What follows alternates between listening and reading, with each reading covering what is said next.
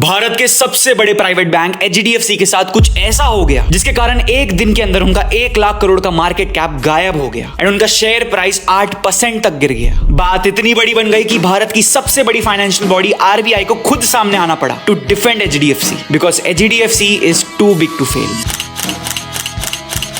तो इस पूरे माजरे की शुरुआत हुई एचडीएफसी के दुबई एंड बहरीन ब्रांच से, जहां कस्टमर्स को एक स्कीम बेची गई सेफ इन्वेस्टमेंट बोल के एंड कस्टमर्स ने भी एचडीएफसी का नाम देख के इसे फिक्स डिपॉजिट समझकर इन्वेस्ट कर दिया बाय ट्रस्टिंग देम। बट ये फिक्स डिपॉजिट नहीं, AT1 बॉन्ड्स जैसा एक हाई रिस्क इन्वेस्टमेंट था। एंड आपकी जानकारी के लिए मैं आपको बता दूं कि AT1 बॉन्ड्स परपेचुअल बॉन्ड्स होते हैं, मतलब यहाँ इन्वेस्ट किया हुआ पैसा रिटर्न नहीं मिलता, सिर्फ इंटरेस्ट मिलता रहता है। बट वो भी कभी कभी मिस हो सकता है एंड कोई क्राइसिस आने पर पूरा पैसा डूब सकता है। एंड एग्जैक्टली ऐसा ही हुआ। ये वाले AT1 बॉन्ड्स थे एक स्विट्जरलैंड के बैंक क्रेडिट स्विस के। 2023 में ये बैंक फाइनेंशियल क्राइसिस में आया और कोलैप्स हो गया एंड उस दौरान $20 बिलियन यानी 1.6 लाख करोड़ के AT1 बॉन्ड्स को राइट ऑफ कर दिया गया। ये वन ऑफ द फर्स्ट चीज थी जो एचडीएफसी के चेयरमैन अतनु चक्रवर्ती को अनएथिकल लगी एंड यहाँ पे कुछ इंटरनल कॉन्फ्लिक्ट भी हो रहा था between chairman Chakraborty and MD Jagdishan. Basically MD Jagdishan को चाहिए था कि उनका टेन्योर इंक्रीज हो, but chairman Chakraborty was concerned about the performance review जो कि एमडी जगदीशन की उन्हें सही नहीं लग रही थी, क्योंकि उनका नाम लीलावती हॉस्पिटल में हुए कुछ 1500 करोड़ के मिसयूज में आ रहा था। ये कोई प्रूवन फ्रॉड नहीं था, but as you know banking में ट्रस्ट एंड इमेज ही सबसे इंपॉर्टेंट होती है, जो कि दोनों यहाँ पे डगमगा रही थी। अब फाइनली इन चीजों से बॉदरेंस ले लेके चेयरमैन चक्रवर्ती ने 18 मार्च 2026 को रेजिग्नेशन दे दिया एंड उस लेटर में कहा कि लास्ट 2 साल से जो इस बैंक में हो रहा है वो मेरे एथिक्स के खिलाफ है। और यही एक स्टेटमेंट एचडीएफसी पे एक बॉम्ब की तरह गिरा। मार्केट को रेड अलर्ट मिला, अनसर्टेनिटी क्रिएट हुई, पैनिक सेलिंग स्टार्ट हुई, 8% तक स्टॉक गिर गया। एक दिन में $16 बिलियन